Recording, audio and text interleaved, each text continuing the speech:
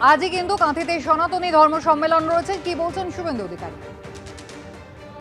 ধর্ম কি সনাতন ধর্ম কি হিন্দু হিন্দু হিন্দু হিন্দু।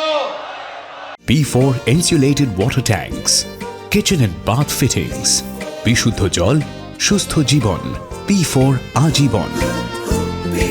হিন্দু হিন্দু সনাতন ধর্ম কি সনাতন ধর্ম কি সনাতন ধর্ম কি সনাতন ধর্ম কি সনাতন ধর্ম কি সনাতন ধর্ম কি হিন্দু হিন্দু হিন্দু হিন্দু হিন্দু হিন্দু হিন্দু হিন্দু হিন্দু হিন্দু হিন্দু হিন্দু হিন্দু হিন্দু হিন্দু হিন্দু। ইতিমধ্যে পুনর্নির্মাণের কাজ সব জায়গায় একযোগে শুরু হয়েছে। আমি এবারে মঞ্চের দায়িত্ব সাধু সন্ত আয়োজক জমিদাতা পরিবারকে তুলে দিচ্ছি। আমি স্বেচ্ছাসেবকের ভূমিকা নিয়ে থাকব।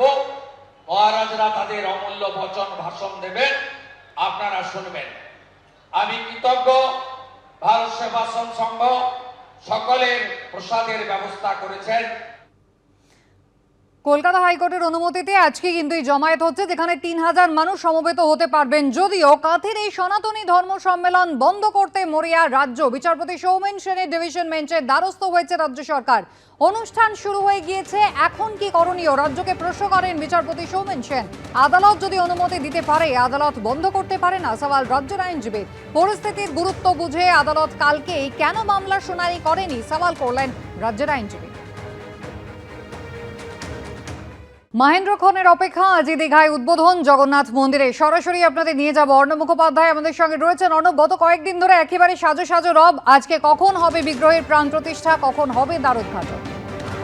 দেখো, যেমনটি ইসকন সূত্রে জানা যাচ্ছে যে এই মুহূর্তে প্রাণ প্রতিষ্ঠার কাজ শুরু হয়ে গিয়েছে। ভিতরে যে কুশাগ্র স্পর্শ করার যে কাজ, সেই সমস্ত কাজকর্ম চলছে এবং প্রাণ প্রতিষ্ঠার সঙ্গে সঙ্গে আরও বিশেষ কিছু রীতি রয়েছে, যে রীতিগুলো সর্বত্র বলার জন্য নয়। এরকম বিশেষ কিছু রীতি যা অত্যন্ত গোপনীয়, সেই সমস্ত রীতি কিন্তু পালন করা হচ্ছে।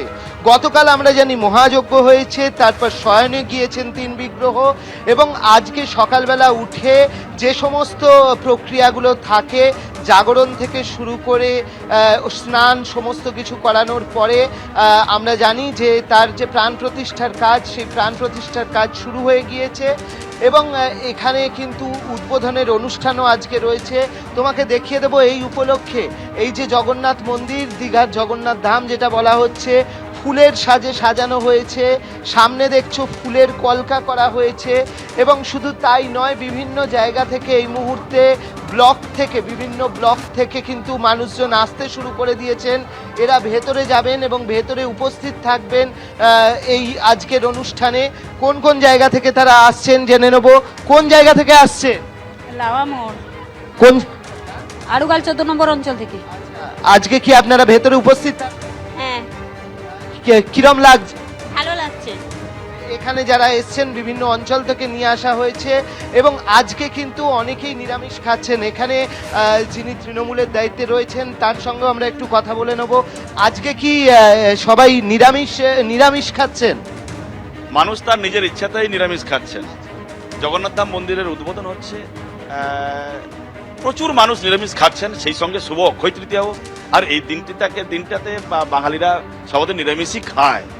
এটা নিয়ে কোনো কাউকে চাপিয়ে দেওয়া হয়নি, মানুষ তার মনের ইচ্ছা থেকে করছেন।